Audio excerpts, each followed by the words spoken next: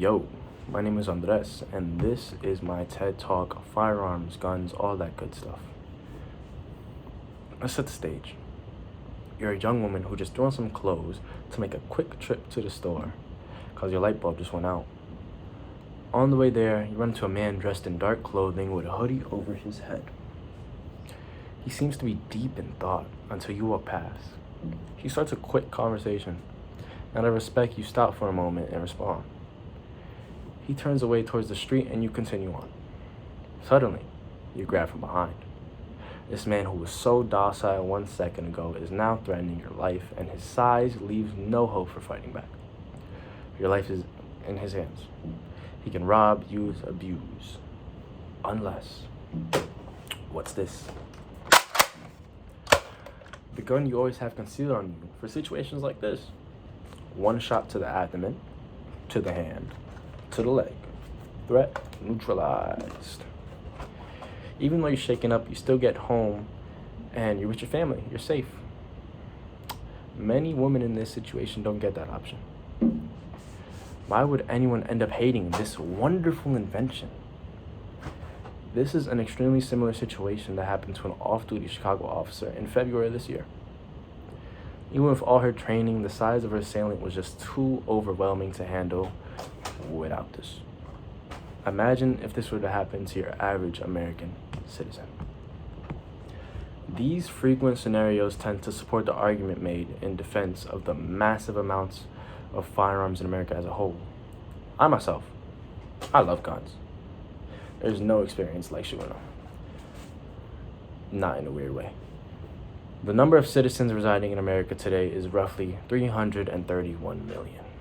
Add 62 million, and you're left with the amount of guns owned by civilians in America. While this number may seem absurd to some, the equation is simple when you have tunnel vision. More firearms means a higher probability that citizens caught in these terrifying circumstances come out on top with a few squeezes of the trigger. This is why we need guns. Now, one more scene. It's your senior year of high school. All your friends are gossiping about one last party to end senior year off with a bang. You could care less about what the teacher is saying when your ticket to adulthood is so close by. You ask to go to the bathroom, and on your way there, bang, shots ring out. Shot after shot sends your adrenaline rushing throughout your body. You run faster than you've ever run in your life and slam the bathroom door closed behind you. You hop into one of the stalls and the adrenaline begins to wear off. Now you're just scared. Screams abruptly end one after the other, gunshots following right behind. Then silence. Why is it so quiet? The bathroom door creaks open, then the stall door, face to face with the barrel of a gun. The culprit, a boy whose face you recognized, but name you never even asked. Your bright future is taken from you in a flash. There's no specific incident that I need to reference in this scenario. It's just mass shootings all across America. These stories that end in trauma, or pages ripped from the books that represent these children's lives. What a predicament.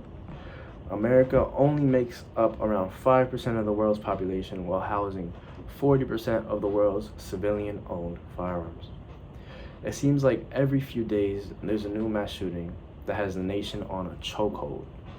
While children are dying in America, people seemed more worried about different things, such as misgendering a mass shooter in Tennessee, or banning books that seem too graphic for children because of the messages they send.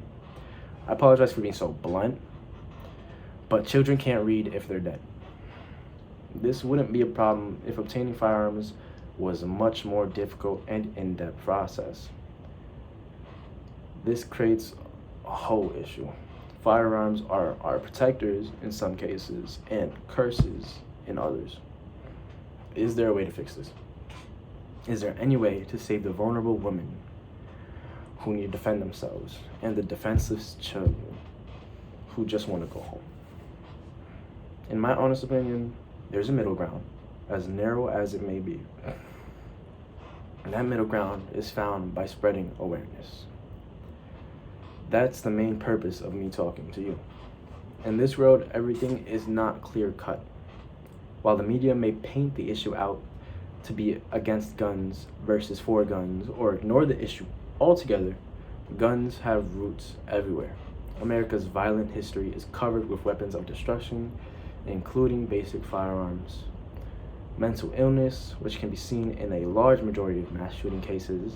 Domestic violence situations where a gun in the household increases the likelihood of the woman's death by 500%. That's a big number. The more people know about these roots, the less tunnel vision they have on these short stories that I just told you. Until America gets its act together, we gotta stick together. We gotta be communicative, we gotta be open to change, and we have to make our voices heard. This was very hard to find. Have a good day.